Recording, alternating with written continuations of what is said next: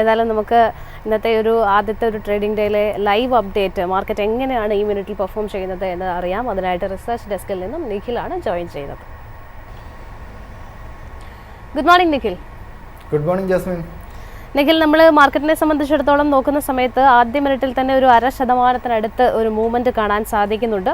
Again Nifty bank ഇൻഡെക്സിലേക്ക് വരികയാണെന്നുണ്ടെങ്കിലും 264 പോയിന്റുകളുടെ ഒരു നേട്ടം കാണാൻ സാധിക്കുന്നുണ്ട്. മറ്റ് പ്രധാനപ്പെട്ട സെക്ടേഴ്സിലൊക്കെ എങ്ങനെയാണ് ഒരു പോസിറ്റീവ് മൊമെന്റം തന്നെയാണോ കാണുന്നത്?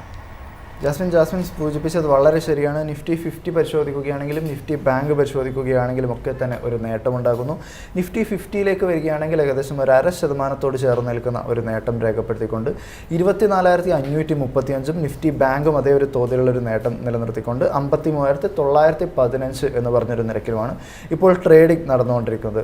കമ്പനികളുടെ ഒരു പെർഫോമൻസിലേക്ക് കടക്കുകയാണെങ്കിൽ നിഫ്റ്റി 50 നിലവിൽ ഇപ്പോൾ മുൻപോട്ട് നയിക്കുന്നത് IT കമ്പനികളാണ് എന്ന് തന്നെ പറയാം. ഇതിൽ തന്നെ ഇൻഫോസിസ് പരിശോധിക്കും ഏകദേശം ഒരു 2% നേട്ടമുണ്ടാകുന്നു. ടെക് മഹീന്ദ്ര 1.5% മുകളിലും TCSന്റെ ഓഹരികൾക്കും ഏകദേശം 1% മുകളിലുമുള്ളൊരു നേട്ടം രേഖപ്പെടുത്താൻ സാധിക്കുമ്പോൾ പവർ ഗ്രിഡ് 1.25% മുകളിലും ഹീറോ മോട്ടോകോപ്പ് ഏകദേശം 1%-ഓളമുള്ളൊരു നേട്ടം നിലവിൽ ഇപ്പോൾ കാഴ്ചവെച്ചുകൊണ്ടിരിക്കുകയാണ്.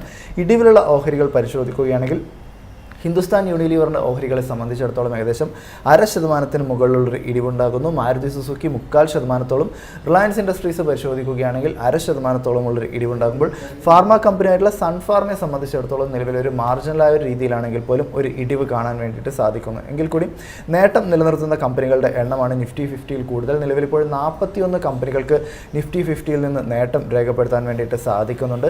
നിഫ്റ്റി ബാങ്കിലേക്ക് വരികയാണെങ്കിൽ മികച്ച ഒരു പെർഫോമൻസ് തന്നെ ഈ ആദ്യ മണിക്കൂറുകളിൽ ഉണ്ടാകുന്നു. 53,900 എന്ന് പറയുന്ന ഒരു നിരക്കിൽ ട്രേഡിംഗ് നടന്നുകൊണ്ടിരിക്കുന്ന നിഫ്റ്റി ബാങ്കിലെ കമ്പനികളുടെ ഒരു പെർഫോമൻസ് നോക്കുകയാണെങ്കിൽ IDFC ഫസ്റ്റ് ബാങ്കിൻ്റെയും മറ്റുമൊക്കെ ഓഹരികൾ ഒരു മികച്ച രീതിയിലുള്ള ഒരു പെർഫോമൻസ് തന്നെ കാഴ്ചവെക്കുന്നു. ഏകദേശം 1.25% ഒരു നേട്ടം IDFC ഫസ്റ്റ് ബാങ്ക് രേഖപ്പെടുത്തുമ്പോൾ കാനറ ബാങ്ക് 1%-ഓളം, ഇൻഡസിൻഡ് ബാങ്കും ആക്സിസ് ബാങ്കും ഒക്കെ തന്നെ ഏകദേശം 1.25% മുകളിലുള്ള ഒരു നേട്ടം രേഖപ്പെടുത്തുന്ന ഒരു കാഴ്ച, ഒരു പോസിറ്റീവായിട്ടുള്ള ഒരു മൊമെൻറ്റം തന്നെ നിലവിൽ ഇപ്പോൾ നിഫ്റ്റി ബാങ്കിലും ഉണ്ടാകുന്നു. സെക്ടേഴ്സിൻ്റെ ഒരു പെർഫോമൻസ് നിലവിൽ പരിശോധിക്കുകയാണെങ്കിൽ നിഫ്റ്റി FMCG സൂചികയെ സംബന്ധിച്ചിടത്തോളം മാത്രം ഒരു മാർജിനലായിരിക്കുന്ന ഒരു ഇടിവ് മാറ്റി നിർത്തിയിട്ടുണ്ടെങ്കിൽ ബാക്കിയുള്ള കമ്പനികൾക്കൊക്കെ തന്നെ ഒരു പോസിറ്റിവിറ്റി തന്നെ ബാക്കിയുള്ള സൂചികളിലൊക്കെ തന്നെ ഒരു പോസിറ്റിവിറ്റി ഉണ്ടാകുന്നു. നിഫ്റ്റി IT 1.25% മുകളിലും നിഫ്റ്റി മെറ്റൽ 1% മുകളിലും നിഫ്റ്റി എനർജി പരിശോധിക്കുകയാണെങ്കിൽ 0.25% മുകളിലുമുള്ള ഒരു നേട്ടം രേഖപ്പെടുത്തുന്നു. അങ്ങനെ നിഫ്റ്റി റിയൽറ്റി പരിശോധിക്കുകയാണെങ്കിൽ പോലും മുൻദിനങ്ങളിലൊക്കെ വലിയ തിരിച്ചടി നേരിട്ടിട്ടുണ്ടെങ്കിലും നിലവിൽ പരിശോധിക്കുമ്പോൾ ഏകദേശം 0.5%-ഓളമുള്ളൊരു നേട്ടം നിലനിർത്താൻ വേണ്ടിയിട്ട് നിഫ്റ്റി റിയൽറ്റി സൂചിക്കും നിലവിലിപ്പോൾ സാധിക്കുന്നുണ്ട്. നിഫ്റ്റി IT വിശദമായിട്ട് പരിശോധിക്കുകയാണെങ്കിൽ നിഫ്റ്റി ITയെ സംബന്ധിച്ചിടത്തോളം നിലവിലിപ്പോൾ എംഫസിസിൻ്റെയും മറ്റുമൊക്കെ ഓഹരികളിൽ ഒരു മികച്ച ഒരു പെർഫോമൻസ് ഉണ്ടാകുന്നു. ഏകദേശം 2%-ഓളമുള്ളൊരു നേട്ടം എംഫസിസ് രേഖപ്പെടുന്നു. പേഴ്സിസ്റ്റൻസ് സിസ്റ്റം 1% മുകളിലുള്ളൊരു നേട്ടം, ടെക് മഹീന്ദ്ര 1.5% ഒരു നേട്ടം രേഖപ്പെടുത്തുമ്പോൾ കൊഫോർജിനെ സംബന്ധിച്ചിടത്തോളം നിലവിൽ ഏകദേശം 1.25% ഒരു നേട്ടത്തിലെത്താൻ വേണ്ടി സാധിക്കുന്നു. ഹെവി വെയ്റ്റഡ് ആയിട്ടുള്ള വിപ്രോ പരിശോധിക്കുകയാണെങ്കിലും ഏകദേശം 1% മുകളിലുള്ളൊരു നേട്ടം. LTI മൈൻട്രി ഓഹരികൾ 0.5%-ഓളം, L&Tയുടെ ഓഹരികൾ പരിശോധിക്കുകയാണെങ്കിലും ഏകദേശം 1% ഉള്ളൊരു നേട്ടവുമാണ് നിലവിലിപ്പോൾ നിഫ്റ്റി IT സൂചികയിൽ നിന്നും ഇപ്പോൾ കാണാൻ സാധിക്കുന്നത്. അടുത്തായിട്ട് മറ്റൊരു ബ്രോക്കറേജ് റിപ്പോർട്ട് കൂടി നമുക്കിപ്പോൾ പരിശോധിക്കേണ്ടതായിട്ടുണ്ട്. നിലവിലിപ്പോൾ ടൊറൻ പവറിന് മോർഗൻ സ്റ്റാൻലി നൽകിയിരിക്കുന്ന ഒരു വ്യൂ ആണ് പങ്കുവയ്ക്കാനായിട്ടുള്ളത്. നിലവിലിപ്പോൾ ഒരു പരിശോധിക്കുകയാണെങ്കിൽ ഒരു 1,444 രൂപയുടെ ഒരു ടാർഗറ്റ് പ്രൈസാണ് നിലവിലിപ്പോൾ ടൊറൻ പവറിൽ ഇപ്പോൾ പറഞ്ഞിരിക്കുന്നത്. നിലവിലെ ഒരു ട്രേഡിംഗ് പരിശോധിക്കുകയാണെങ്കിൽ ഏകദേശം 1,251 എന്ന് പറഞ്ഞൊരു നിരക്കിലാണ് ടൊറൻ പവറിൽ ഒരു ട്രേഡിംഗും നടന്നുകൊണ്ടിരിക്കുന്നത്. കമ്പനിയെ സംബന്ധിച്ചിടത്തോളം നിലവിലൊരു ഈക്വൽ വെയിറ്റ് റേറ്റിംഗ് ആണ് ഇപ്പോൾ നൽകിയിരിക്കുന്നത്. നിലവിൽ ഇന്നത്തെ കമ്പനിയെ സംബന്ധിച്ചിടത്തോളം മികച്ച രീതിയിലുള്ളൊരു കുതിപ്പ് ടൊറൻ പവറിന് ഉണ്ടാകുന്നുണ്ട്. അതായത് പുതിയൊരു കരാർ കരസ്ഥമാക്കാനും മറ്റുമൊക്കെ കമ്പനിക്ക് സാധിച്ചിട്ടുണ്ട്. ഏകദേശം 1,600 മെഗാവാട്ട് തെർമൽ പവറും മറ്റുമൊക്കെ നിർമ്മിക്കുന്നതിനുള്ള ഒരു ഫാക്ടറി മറ്റൊക്കെ മധ്യപ്രദേശിൽ തുടങ്ങുന്നു എന്നൊരു വാർത്ത കമ്പനിയെ സംബന്ധിച്ചിടത്തോളം വന്നിട്ടുണ്ടായിരുന്നു. കമ്പനിയുടെ നിലവിലെ ഒരു ഫണ്ടമെൻ്റൽസ് ഒക്കെ പരിശോധിക്കുകയാണെങ്കിൽ വളരെ ശക്തമായിട്ടുള്ള ഒരു ബാലൻസ് ഷീറ്റ് മെയിൻറ്റെയിൻ ചെയ്യാൻ വേണ്ടിയിട്ട് നിലവിലിപ്പോൾ ടൊറൻ പവറിന് സാധിക്കുന്നു എന്നൊരു കാര്യമാണ് നിലവിലിപ്പോൾ മോർഗൻ സ്റ്റാൻലി ചൂണ്ടിക്കാണിച്ചിരിക്കുന്നത്. കൂടാതെ നെറ്റ് ഡെറ്റ് ടു എബിഡ പരിശോധിക്കുകയാണെങ്കിൽ എബിഡയുടെ 1.4 ഭാഗം മാത്രമാണ് നിലവിലിപ്പോൾ കമ്പനിയുടെ ഒരു നെറ്റ് ഡെറ്റ് ആയിട്ടുള്ളത്.